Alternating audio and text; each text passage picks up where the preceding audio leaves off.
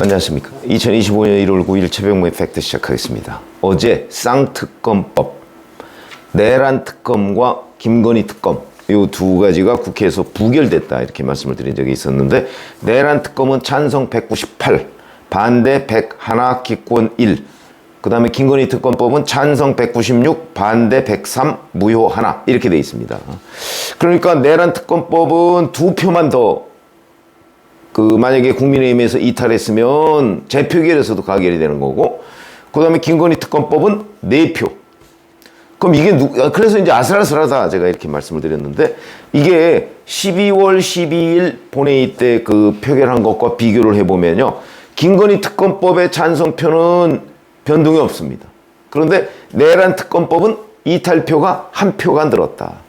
자, 지금 2표 때문에 내란 특검법이 재표결에서 부결이 됐는데, 그러면 1표가 늘었으면 다음번에는 또 어떻게 될 것이냐. 결국 이게 줄지가 않고 계속 는다. 이런 것들에 이제 민주당은 약간은 고무돼 있고, 국민의힘은 이거 이대로 놔두면 안 되겠는데 뭐 이런 생각을 할 수밖에 없는 상황이 됐다는 거죠. 여기 이 2개의 특검법에 모두 찬성한 사람은 김상욱, 김예지, 김재섭, 한지아 이 4사람인 걸로 보이고, 그 다음에 여기에서 이제 4 빼놓고 내란 특검법에는 안철수, 김용태 2사람이 찬성했고, 김건희 특검법엔 요 4명 외에 권영진 의원이 찬성한 것으로 보인다. 이게 이제 당내 분석입니다. 자, 이렇게 되니까 이제 민주당, 국민의힘 모두, 민주당은 뭐 고무적이긴 하지만 재표결에서 부결됐다는 거는 부인할 수가 없거든요. 그러니까 이걸 어떻게 해야 되느냐.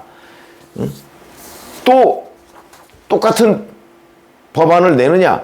뭐 이런 거 가지고 이제 고민에 빠져 있는데, 일제히 오늘 아침에 언론 보도를 보면 전략을 바꿨다. 이겁니다. 내란 특검을 우선적으로 처리하는데, 제3자, 지금까지는 민주당 추천 방식이었죠. 야당 추천 방식이었죠. 이걸 제3자 추천 방식으로 바꾸자. 이런 얘기들을 지금 민주당이 하고 있는 겁니다. 조승래 대변인이라는 사람이 이렇게 얘기했습니다. 제3자 추천 방식으로 변경한 내란 특검을 9일, 오늘입니다, 최우선으로 다시 발의할 거다. 그러면서 14일이나 16일에 본회의 표결이 유력하다. 뭐 이렇게 지금 얘기를 하고 있습니다. 기존 추천 방식은 국민의힘은 배제하고 민주당과 조국혁신당이 1명씩 추천한 특검 후보자 중에서 대통령 권한대행이 임명하는 걸로 이렇게 만들어놨는데, 여기서 이제 추천 주체를 제3자로 바꾸겠다는 거거든요. 근데 이걸 원내대표단이 논의하기로 했다. 그냥 이렇게만 발표했습니다. 어떻게 하겠다는 게 아니고 그런 거고요. 국민의힘 권성동 원내대표는 이렇게 얘기했습니다. 독소 조항과 우현적 요소를 제거한 안을 가지고 의총에서 논의하겠다. 이렇게 얘기했습니다. 여기에서 얘기하는 독소 조항과 우현적 요소의 첫 번째는 역시 특검 추천 방식입니다. 그 다음에 이제 김건희 특검법과 관련해서는 명태균 의혹을 수사 대상에 포함하고, 무엇보다 문제가 특검이 수사를 하는 과정에서 인지한 관련 범죄, 이런 항목도 들어가 있습니다. 그러면 거의 모든 걸 대상으로 할 수 있다. 이런 얘기가 되거든요. 이거는 어떤 법률의 명확성 뭐 이런 측면에서 본다면 우현적 요소를 가지고 있는 거죠. 이렇게 되면 뭐 앞으로 이 특검은요, 몇 년이 돼도 끝나지 않을 수도 있습니다. 물론 특검의 수사 기한이라는 것이 있지만 계속해서 민주당에 의해서 정치 공세용으로 활용될 소지가 대단히 높다는 거죠. 이런 거는 정리를 해야 되는 거죠. 객관적으로 봐도 그렇습니다. 대신 이제 지금 어차피 윤석열 대통령을 향해서 공수처, 그 다음에 경찰, 군수사본부에서 공조본이라는 게 가동이 되고 있는 상황이고, 지금 체포영장을 집행하기 위해서 초읽기에 들어갔다. 이런 얘기들이 지금 나오고 있는 상황인데, 자, 그렇다면 이 내란 특검이 만약에 발족을 하게 되면 공수처, 경찰 이런 데 수사는 다 그쪽으로 넘겨야 됩니다. 새로운 국면을 맞는 거죠. 근데 어차피 공수처 수사를 받으나 아니면 특검 수사를 받으나 윤석열 대통령으로서는 아마 큰 차이가 없을 겁니다.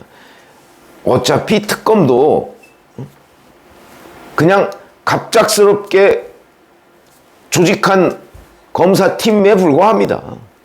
그렇기 때문에 뭐 특검의 수사 역량 뭐 검찰이나 이런 데처럼 그렇게 높지 않습니다. 그렇기 때문에 특검 어차피 어떤 수사든 하나는 받아야 된다. 이런 관점에서 본다면 뭐 특검도 크게 무리한 방식은 아니다. 이렇게 판단이 될 수도 있습니다. 물론 이런 것들은 국민의힘이 아마 대통령실과 이런저런 협의를 통해서 결론을 내겠죠. 근데 중요한 거는 협상입니다. 민주당과 국민의힘의 협상. 자, 우선 민주당이 얘기하는 제3자, 이게 뭐냐 도대체 제3자가. 그 전에 보면 민주당은 제3자라고 그러면서 대법원장 추천을 얘기했었습니다. 그런데 대법원장 추천으로 끝나는가 싶더니 그게 아니고 대법원장이 국회의장한테 추천을 하고 국회의장이 민주당에 의뢰해서 고를 수 있도록 비토권, 민주당이 이 사람은 안 돼. 그러면 대법원장이 다시 추천해야 되고, 말이 안 되는 얘기죠. 우선 대법원장이 사법부의 수장인데 입법부의 수장한테 뭔가를 추천을 하고 뭐 심사를 받듯이 한다? 아마 제가 늘 말씀드렸지만 대법원장이 아마 그거 안 할 겁니다. 내가 왜 입법부 수장한테 뭘 추천해요? 안 하면 어떻게 할 겁니까? 그래서 아마 이런 안이 있었는데 이건 제3자 추천도 아닙니다. 왜? 민주당이 비토권을 갖는 게 그게 무슨 제3자 추천입니까? 그렇기 때문에 제3자 추천이라는 게 뭐냐? 대단히 중요하죠. 오늘 중앙일보를 보니까 중앙일보에 이렇게 나왔더군요. 법원행정처장, 대한변협회장, 한국법학교수협회장 뭐 이런 사람들이 추천하는 방식. 그거는 뭐 제3자 추천에 가장 가까운 형태다 할 수 있습니다. 법원행정처장은 대법원장이 임명한 사람이니까 뭐 민주당이 좀 문제를 제기할 수 있습니다. 그러나 대한변협회장이나 한국법학교수협회장 뭐 이런 사람들은 민주당이나 국민의힘이 뭐 추천하는데 선출하는데 관여한 바가 전혀 없기 때문에 제3자 추천 가능하죠. 그래서 제3자 추천이라는 방식이 과연 민주당이 그리고 있는 무늬만 제3자냐 아니면 실질적인 제3자 추천이냐 하는 부분이 굉장히 중요하죠. 그거에 따라서 국민의힘이 동의할 수 있느냐 없느냐 이런 거고요. 그 다음에 수사 대상도 아까 얘기했듯이 무한정 늘릴 수 있는 방안, 이거는 우현적이고 독소조항이다.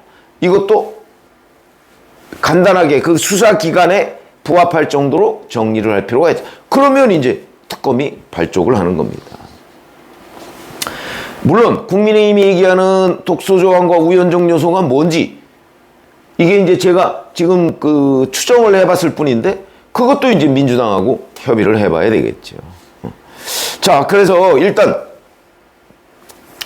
어제 쌍특검법이 재표결에서 부결됨으로써 이제 양당 모두 협의의 필요성 이걸 강조하고 있기 때문에 이렇게 되면 협의를 하는 기간 동안은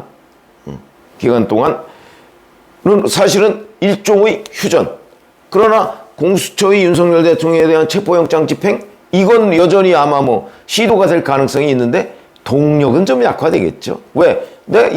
내란 특검이 발족을 하면 뭐 그런데 수사는 올스톱이니까 물론 준비 기간이 한 20일 정도 있어야 되지만 어쨌든 그렇기 때문에 동력은 좀 약화될 수 있다. 어차피 특검에서 수사하는데 뭐 이렇게 될 가능성이 있고요. 그래서 국면이 바뀐다 라고 말씀을 드릴 수 있는 거고 이 특검은 어찌 보면 민주당보다 국민의힘이 조금 더 속도를 내서 합의를 하면 아마 그러면 공수처와 경찰 공조본의 수사 동력은 더 떨어질 겁니다. 그렇기 때문에 국민의힘도 이 부분에 관해서는 좀 적극적으로 나서야 한다. 왜냐면 어차피 수사를 안 받을 수는 없습니다. 그러니까 수사를 받는데 어디 수사를 받을 것이냐 하는 거를 사실은 선택을 할 수 있는 입장이 돼버린 거죠. 그러니까 그런 점에서 본다면 국민의힘도 이 민주당이 어차피 지금 한계를 느끼고 있는 상황이기 때문에 이 한계의 돌파구를 국민의힘이 마련해 줘야 된다. 어디 수사든 한 곳은 받아야 되기 때문에 그럴 경우에 공수처가 좋으냐, 경찰이 좋으냐, 특검이 좋으냐, 뭐 이런 거 아니겠습니까? 특검으로 넘어가는 것이 방편이 될 수 있겠다. 그래서 제가 윤석열 대통령 수사의 새로운 국면, 전환점, 뭐 이런 말씀을 드렸습니다. 고맙습니다.